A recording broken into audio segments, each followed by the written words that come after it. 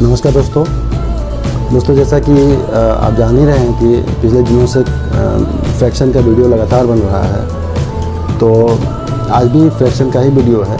आज फ्रैक्शन में हम लोग वर्ड प्रॉब्लम्स लेंगे, इबारती प्रश्न, शब्दों वाले। और उस प्रश्न की विशेषता होगी कि वो प्रश्न एक स्तरीय होगा, कुछ अच्छे एग्जाम्स में पूछा गया होगा, या कोई न कोई विशेषता, कोई न कोई खासियत लिए ज़रूर होगा। ठीक है। उसमें एक प्रश्न हम लिए हुए हैं भारत के महान गणितज्ञ भास्कराचार्य जी की पुस्तक लीलावती से। तो आशा करता हूँ आप ज़रूर देखें पूरा वीडियो और उस प्रश्न को भी देखें। तो आइए दोस्तों, आते हैं सीधे टॉपिक पर। क्वेश्चन लेते हैं दोस्तों। एक क्वेश्चन SSC 2008 में पूछा गया है, बहुत अच्छा क्वेश्चन है। आइए पहला शुरुआत वहीं से करते हैं। एक किसान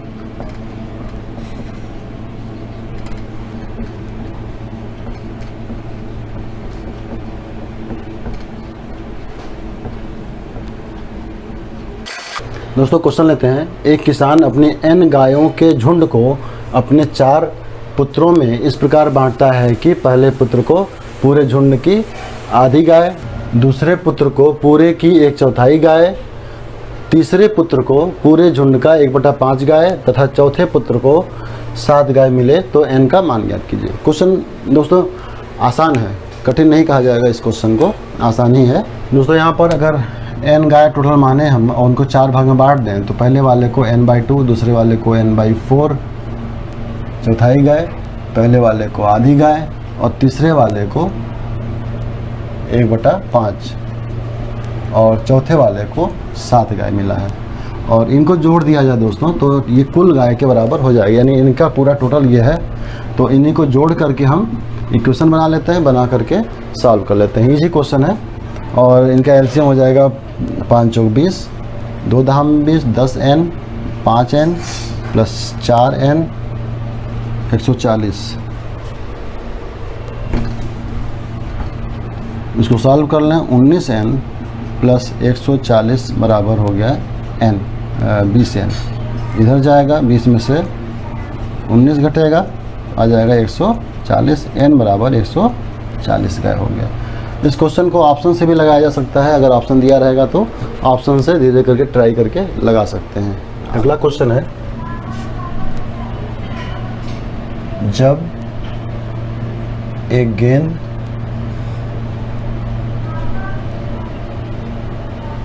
कुछ ऊंचाई तक पहुंचेगी। दोस्तों एक प्रश्न है, ये प्रश्न भी आया हुआ है SSC के एग्जाम में। SSC 2000 में पूछा गया है। क्वेश्चन क्या है कि जब एक गेंद कुछ ऊंचाई से गिरती है, जैसे मान लीजिए यहाँ से गिर रही है, यहाँ पर गेंद यहाँ से गेंद गिरी, यहाँ पहुँची, तो फिर दोबारा गेंद उछलेगी तो ज़रूरी नहीं कि यहाँ तक पहुँच जाए। इलास्टिसिटी उतनी हमेशा एक आइडियल कंडीशन में होती नहीं है, कोई भी चीज़ आइडियल इलास्टिसिटी वाला होता नहीं है, तो ज़रूर कुछ ना कुछ जो है वो कम ऊंचाई तक जाएगा।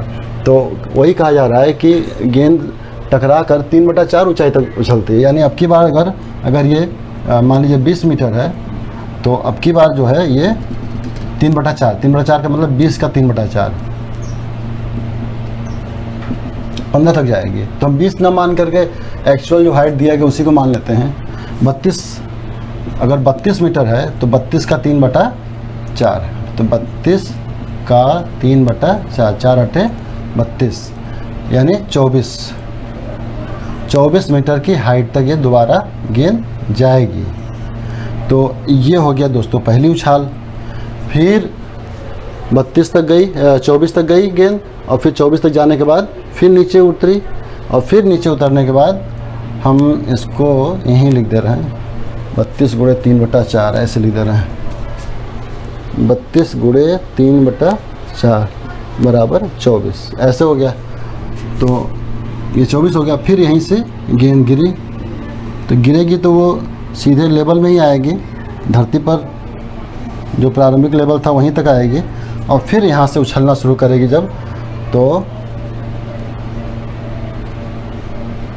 ये देखिए फिर उछलेगी जब दोबारा तो फिर 24 का 3/4 उछलेगी, यानी उस हाइट तक नहीं जाएगी, इस हाइट तक नहीं जाएगी। ये यहाँ से हम ये से दिखा दे रहे हैं, ऐसे यहाँ तक गई और यहीं से उछली। तो 24 का 3/4, 24 गुणे 3/4, 4×6 = 24, 18 मीटर हाइट तक गई। यानी यहाँ से जब गिरी तो पहला उछाल, फिर दूसरा उछाल, और फिर गिरेगी यहीं से तक गई, और फिर यहीं से जब उछल नीचे गिरेगी तो फिर हाइट तो खैर वही रहेगा नीचे गिरने का, ये लेवल है। तो अभी तो ये 18 ही है, ये भी 18 है, ये भी 18, जैसे ये 24 है, ये भी 24 है। लेकिन अब फिर जब उठेगी तो फिर 18 का 3/4, और ये डेसिमल में आ जाएगा, 2 से कटेगा, 2 18, 27/2, 27 का आधा हो गया, 13 दूना 26, यानी 13.5 मीटर हाइट तक जाएगा ये। तो ये तीसरा उछाल है, इसको अच्छे से समझ लीजिए। ये पहला उछाल है, ये फर्स्ट उछाल है, ये तो गिरी है, कोई दिक्कत नहीं है। ये दूसरा उछाल है और ये तीसरा उछाल है। अपने तीसरे उछाल में गेंद 13.5 मीटर ऊंचाई तक पहुंचेगी। ये हो गया इसका डिस्क्रिप्टिव। लेकिन अगर हमें थोड़ा सा जल्दी लगाना है तो हम इसको ऐसे नहीं लगाएंगे दोस्तों। जल्दी लगाना है, शॉर्टकट से लगाना है तो ऐसे नहीं लगाएंगे।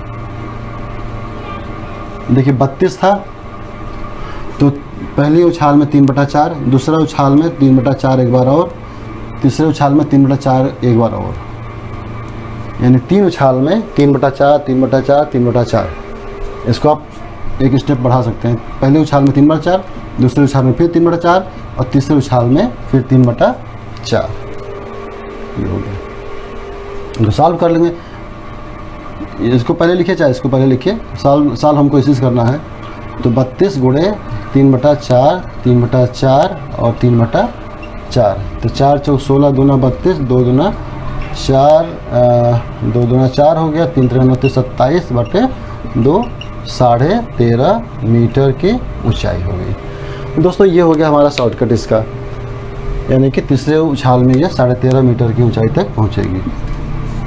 आशा है आपको समझ में आ गया होगा। अच्छा क्वेश्चन है।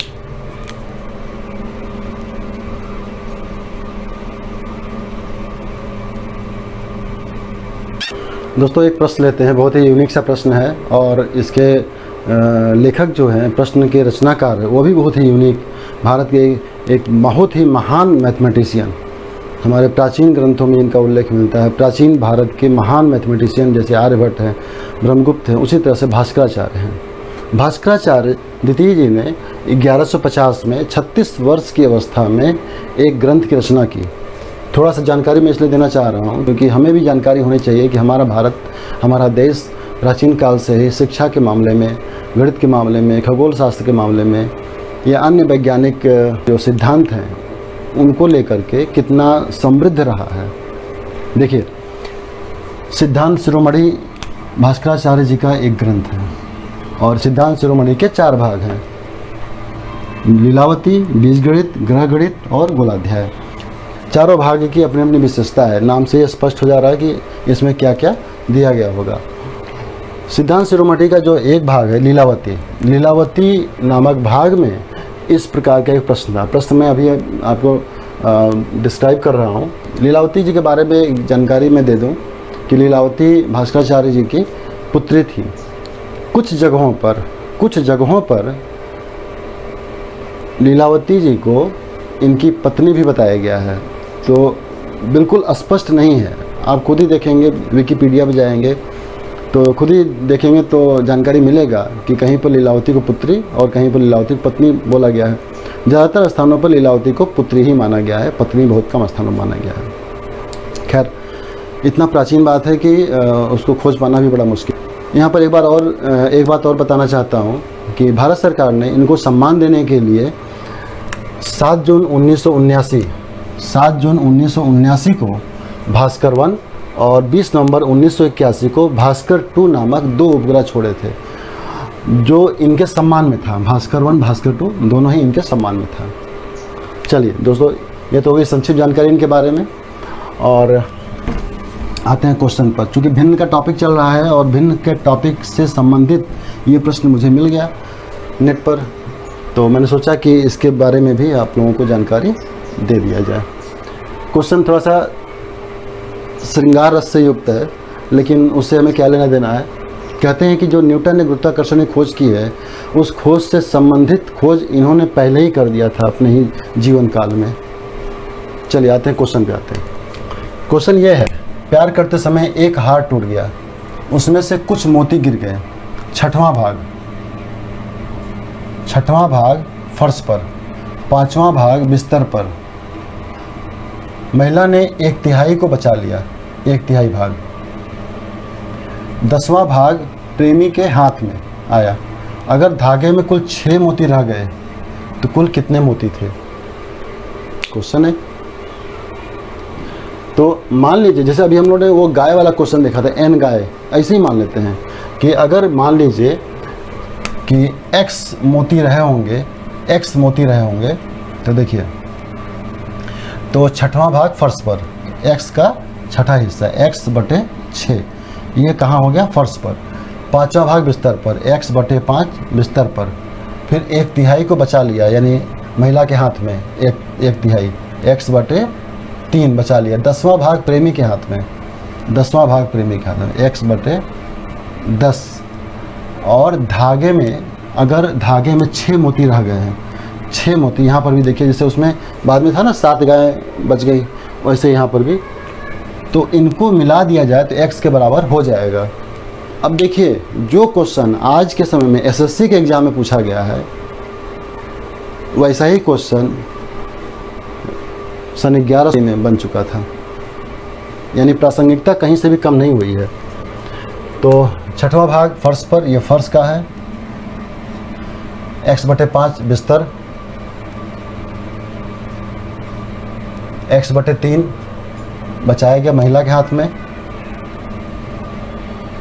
10वां भाग प्रेमी के हाथ में, और 6 जो है मोती धागे में रह गए, धागे में। और इनको जोड़ दिया जाए दोस्तों, तो ये पूरा माला में जो मोती है, टोटल मोतियों की संख्या x। तो x क्या है यहाँ पर? कुल मोती की संख्या, माला में कुल मोती की संख्या, कुल मोती की संख्या बराबर x। बस इनको जोड़ लीजिए, इनका आप एलसीएम ले लीजिए, कुल का एलसीएम ले लीजिए बटे 1 करके। तो एलसीएम क्या आ जाएगा? 5 3 15 30, एलसीएम 30 हो जाएगा। 6 5 30, 5x, 5 6 30, 6x, 3 3 10x, और 10 3 30, 3x, और यहाँ पर 180 x हो गया। जोड़ लिया जाए, 6 5 11, 10 21, 22 23 24, 24x प्लस 180 बराबर 30x, और 30 में से 24 जाएगा, 6x बराबर 180, x बराबर हो जाएगा 180/6, 30, यानी कुल धागे में 30 मोती रहे होंगे। उत्तर की जांच कर लीजिए, उत्तर की जांच कर लेते हैं इधर से। 30 मोती का छठवां भाग फर्श पे, तो 5 फर्श पर, ये फर्श का हिस्सा है। फिर 5वां भाग बिस्तर पर, 30 का 5वां भाग बिस्तर पर, 6 मोती। फिर महिला के हाथ में 1/3, 30 का 1/3 महिला के पास, और 10वां भाग प्रेमी के हाथ में, 30/10 बराबर 3, ये प्रेमी के हाथ में है। और 6 मोती धागे में रह गया, तो इसको यहाँ लिख लेते हैं, धागे में 6 मोती रह गया। इनको जोड़ लीजिए, तो देखिए 6 5 11, 10 21, 22 23 24, 6 30, टोटल हमारा टैली कर गया। ठीक है, यहाँ पर कुल मोती बराबर 30। दोस्तों, जैसा कि आप जानते हैं कि किताबों में अनगिनत प्रश्न है, इबारती प्रश्न, अनगिनत प्रश्न है, और हमें भिन्न पढ़ाना है, तो हम अपनी श्रृंखला में कुछ क्वेश्चन लेते हुए चलेंगे। और जहाँ पर क्वेश्चन में प्रॉब्लम हो, जो क्वेश्चन समझ में ना आए, आप हमें इंडिकेट कर सकते हैं, कमेंट में बॉक्स में लिख करके भेज सकते हैं, उनको ट्राई किया जाएगा। क्वेश्चन है दोस्तों, 3 सही 2/3, ये क्वेश्चन है दोस्तों। 3 सही 2/3 प्लस 6 सही 7/12 प्लस 4 सही 9/36 प्लस 5 प्लस 7 सही 1/12 में कम से कम क्या जोड़ दें कि ये कंप्लीट नंबर हो जाए, यानी कि ये पूरा जो है जो बटे है सब हट जाए। तो अब यहाँ पर देखिए समझने वाला पॉइंट ये है कि जो कंप्लीट नंबर ऑलरेडी है उसमें तो कोई टेंशन ही नहीं है। जैसे मान लीजिए ये है कंप्लीट नंबर 3 है, 6 है, 4 है, 5 है और 7 है, ये तो कंप्लीट है ना, परफेक्ट है, यानी पूर्ण संख्या में है ये। इनको आप रखिए चाहे मत रखिए, कोई फ़र्क नहीं पड़ने वाला। क्यों? क्योंकि ऑलरेडी पूर्ण है। पूर्ण में तो कुछ जोड़ना ही नहीं है। जो पूर्ण नहीं है, फ्रैक्शन में है, उसमें कुछ जोड़ेंगे तो वो उसको पूर्ण बनाना है। तो इनको हम पहली बात हटा देंगे यहाँ से। तो बची हुई संख्याएं जो होंगी, बची संख्याएं क्या क्या हैं? 2/3, 7/12, 9/36 और 1/12। यहाँ पे आप काट सकते हैं। 9 चौक 36 सिंपलेस्ट फॉर्म में आ गई। 12 एलसीएम हो गया। 3 चौक 12, 4 दूना 8, 7, 4 3 12, 3 12 कम 12, 7 3 10, 11, 11 और 8 ये हो जाएगा 19/12, यानी कि 1 सही 7/12। यानी इसमें हम 1 सही 7/12 जोड़ते हैं तो कंप्लीट हो जाएगा। लेकिन ये आंसर हमारा करेक्ट नहीं होगा, ये आंसर हमारा रॉन्ग होगा। क्यों? क्यों रॉन्ग होगा? क्योंकि एक ऑलरेडी यहाँ पर पूर्ण है, तो एक जोड़ने का कोई मतलब ही नहीं है। हमें फ्रैक्शनल पार्ट जो है, जो भिन्न वाला हिस्सा है, उसी को पूर्ण बनाना है। यानी 7/12 को पूर्ण बनाना है। 7/12 को पूर्ण बनाना है। तो पूर्ण का मतलब भिन्न का पूर्ण 1 होगा। तो कितना इसमें चाहिए? 1 में से घटाएंगे 7/12 और 5/12 आएगा। ठीक है दोस्तों, हमेशा टारगेट हमारा जो फ्रैक्शनल पार्ट है उसको पूर्ण बनाने के लिए होना चाहिए। अगर फ्रैक्शनल पार्ट बनाते बनाते कुछ पूर्ण हो जा रहा है तो उसको फिर हटा देंगे, और फिर जो बचे हुए जो फ्रैक्शनल पार्ट है उनको फिर पूर्ण बनाने के लिए हम प्रयासरत रहेंगे। तो यहाँ पर 7/12 को फिर पूर्ण बनाने के लिए प्रयास किया गया। तो 5/12 की आवश्यकता होगी, यानी 12 में से 7 भाग इसके पास है, 5 हिस्सा और चाहिए, तो वो पूरा कंप्लीट हो जाएगा। तो ये रहा दोस्तों इसका आंसर। दोस्तों क्वेश्चन की तो कोई सीमा नहीं है, आज यहीं पर रोक देते हैं और फिर नेक्स्ट देखते हैं भिन्न में ही या फिर दशमलव में स्टार्ट करेंगे टॉपिक को। बहुत सारे क्वेश्चन अभी पड़े हुए हैं, लेकिन उसकी कोई लिमिट नहीं है कितने सारे क्वेश्चन बताए जाएं। हाँ, आपकी कोई रिक्वायरमेंट होगी, आपकी कोई आवश्यकता होगी तो उसको फिर प्रयास किया जाएगा। तो आज का टॉपिक यहीं पर क्लोज करते हैं। आप लोग इसी तरह से अपना प्यार सहयोग बनाए रखिए। आपका एक लाइक मुझे बहुत ही इनकरेज करता है, इसलिए आप अपना सहयोग बनाएं। लाइक करिए, वीडियो को सब्सक्राइब करिए और अधिक से अधिक लोगों तक इसे पहुंचाइए। धन्यवाद।